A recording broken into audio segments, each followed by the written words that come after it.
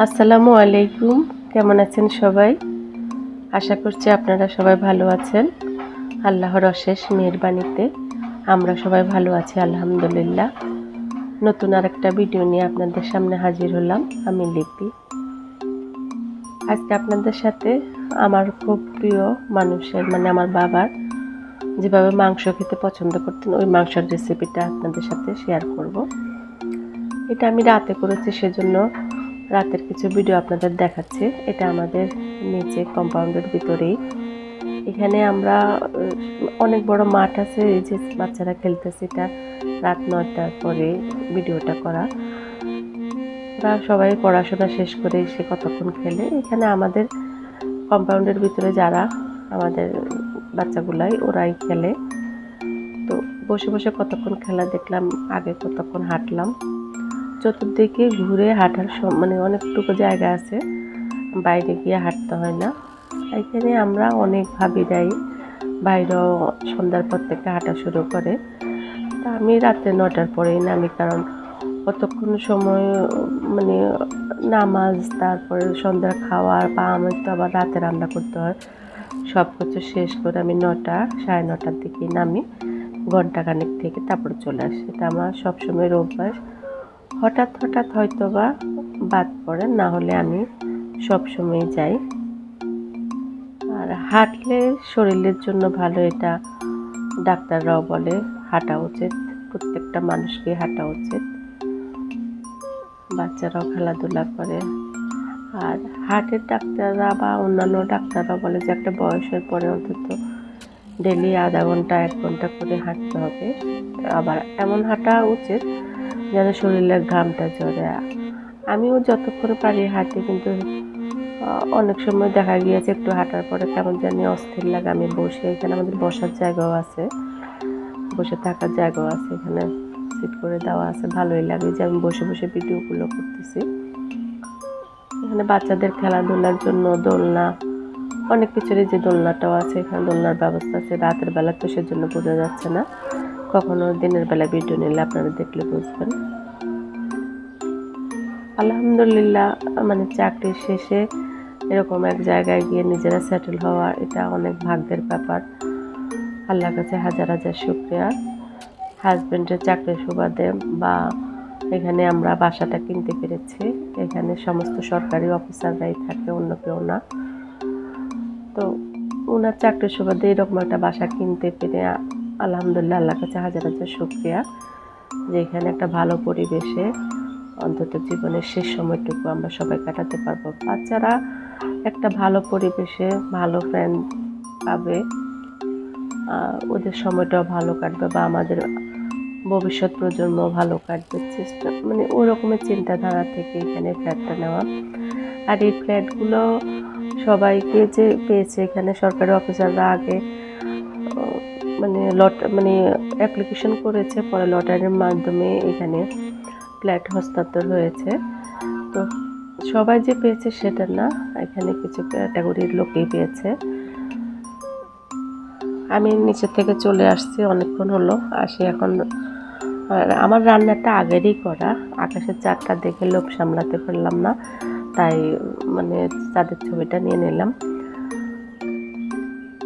আমি সবসময় প্রকৃতির কাছাকাছি থাকতে আমার ভালো লাগে, কেন যেন আমার এগুলো অনেক বেশি ভালো লাগে।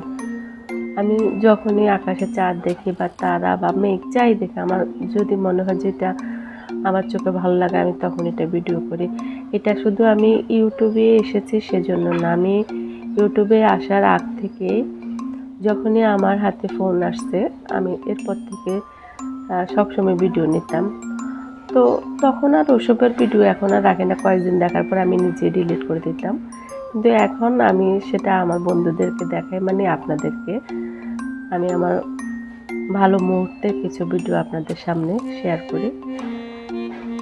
এই যে রান্নাটা, আজকের যে রান্নাটা করেছি সন্ধ্যার সময়, সেটা হলো আমার বাবার খুবই পছন্দের মাংস ভুনা। এটা আমার ছোট ফুপু করে খাওয়াতো, আমিও চেষ্টা করি ওরকম হতে, কিন্তু ওরকম হয় না।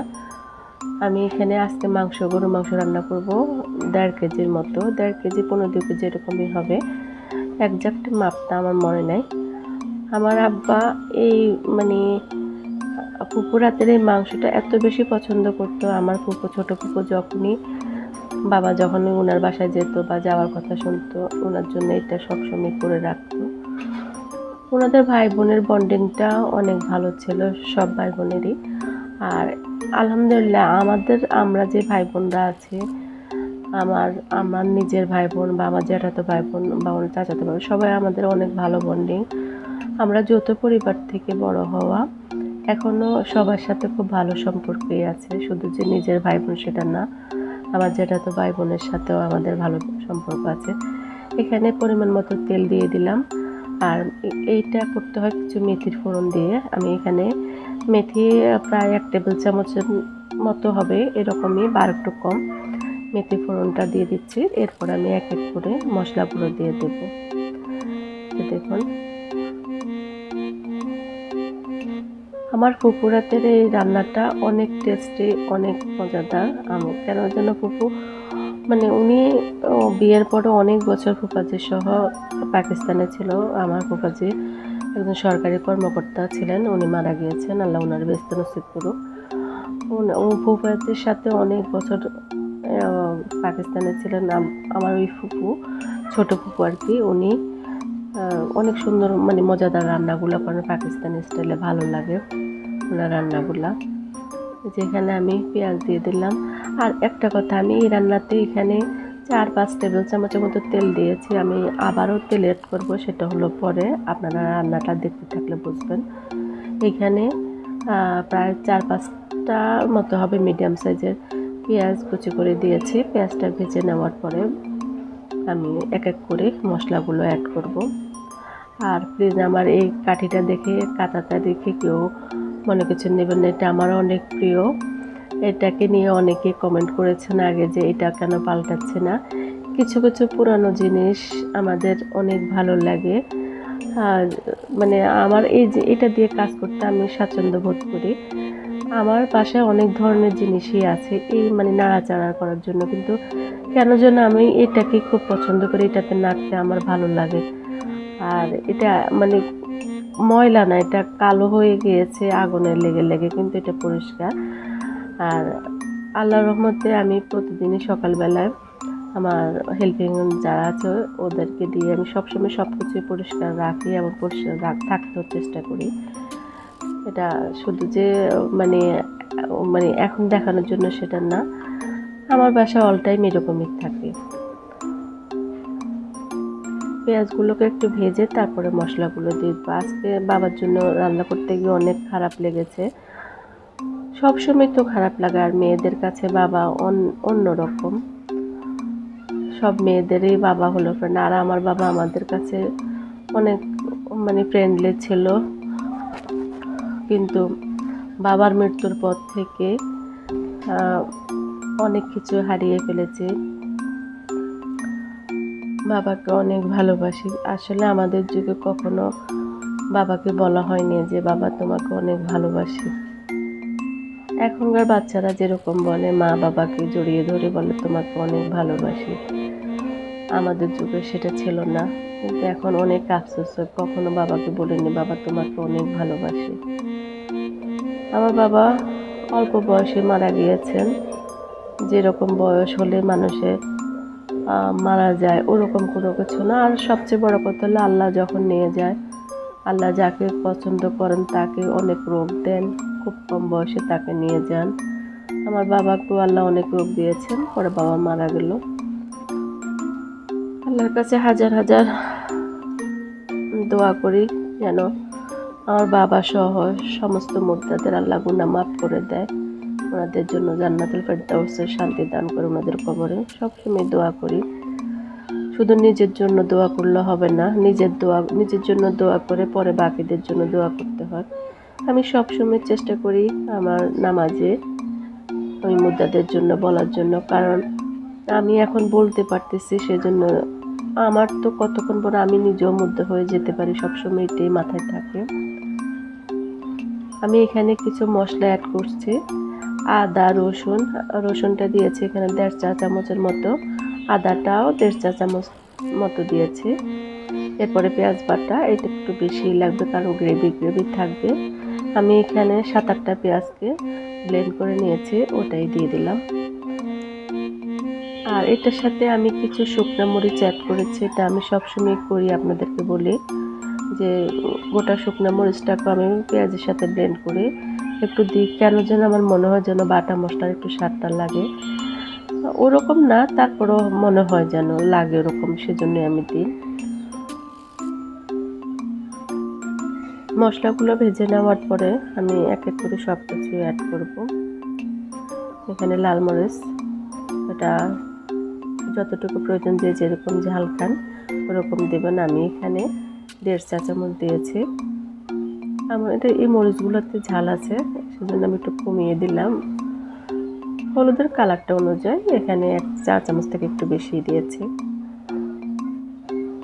জিরে গুঁড়ো, এটা সম্পূর্ণ ভাজা জিরেটাই, এটাতে অন্য ধনিয়া মানে অ্যাড করিনি। আর ধনিয়া গুঁড়াটা আমি খাই না, সেজন্য আমি কোনো তরকারিতে ধনিয়াটা দিই না। 1.5 চা চামচ দিয়েছি জিরে গুঁড়ো। আর এখানে গরম মশলার গুঁড়াটা এখানে 1 চা চামচের মতো দিয়েছি। আমার ভাজা মশলা যে গুঁড়াটা থাকে সেটা 1 চা চামচ দিয়েছি। এগুলো দিয়ে খুব ভালো করে মিশিয়ে নেব। আমি এখনও কিন্তু লবণ দিই, লবণটা একটু পরে অ্যাড করব।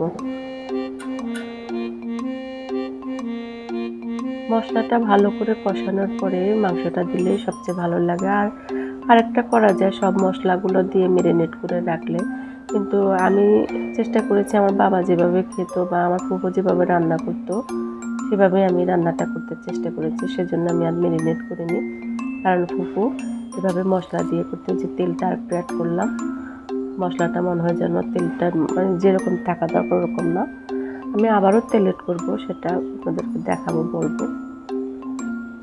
এবার আমি পানি অ্যাড করবো, বা ওই যে গোলমরিচের গুঁড়োটা, এখানে ওই যে আমার গোলমরিচটা একটু গুঁড়ো করে দিয়ে দিচ্ছি। আপনাদের কাছে গোলমরিচের গুঁড়ো থাকলে 1 চা চামচের মতো গোলমরিচের গুঁড়োটা দেবেন, ঝালটা মুখে লাগবে, ভালো লাগবে। মশলাগুলোকে এবার ভালো করে ভেজে নিচ্ছে।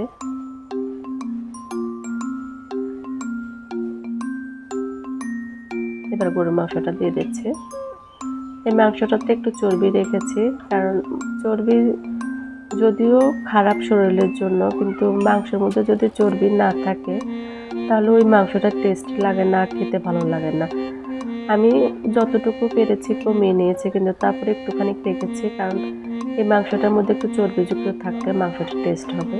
আমি এটাকে সম্পূর্ণ ভুনা বা কষা কষা যে মাংসটা সেটার মতোই রান্না করব।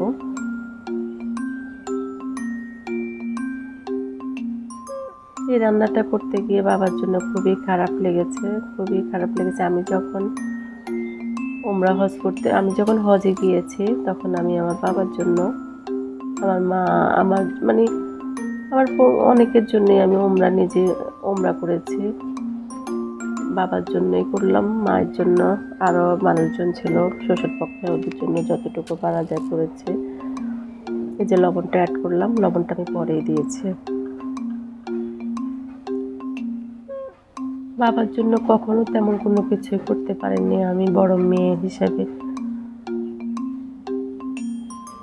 এই জন্যে হজে যাওয়ার পরে মনে হলো যে অন্তত বাবার জন্য একবার হলো আমি উমরা হজটা পালন করব।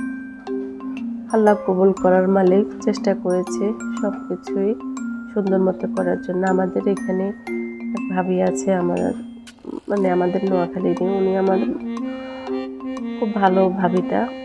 উনিও অনেক কিছু নিয়ম কানুন শিখিয়ে দিয়েছেন, এবং হজ গাইডের মতো একটা মানে বইয়ের মতো উনি দিয়ে দিলেন। ওটাতে খুব সুন্দর করে আবার ছোট একটা কাগজও লিখে দিয়েছেন যেভাবে করতে হবে। ওনার প্রতি অনেক কৃতজ্ঞ, কারণ ওনার থেকে অনেক কিছু শিখে আমি ওখানে গিয়ে সুন্দর মতো করতে পেরেছি। আলহামদুলিল্লাহ, আল্লাহ কবুল করার মালিক। চেষ্টা করেছি সব কিছু সুন্দর করে করার জন্য। এই মাংসটা দিয়ে আস্তে আস্তে এটা কষাবো। মাংসের ঝোলটা, এই মাংসের যে পানিটা, ওটা শুকানোর পরে আমি পানি অ্যাড করব। আপনারা অবশ্যই খেয়াল রাখবেন, যখন এভাবে রান্না করবেন মাংসের গায়ের পানিটা শুকানোর পরে কষানোর জন্য পানি দিবেন, তাহলে মাংসটা বেশি টেস্টি হয়। আমি সেটাই করব।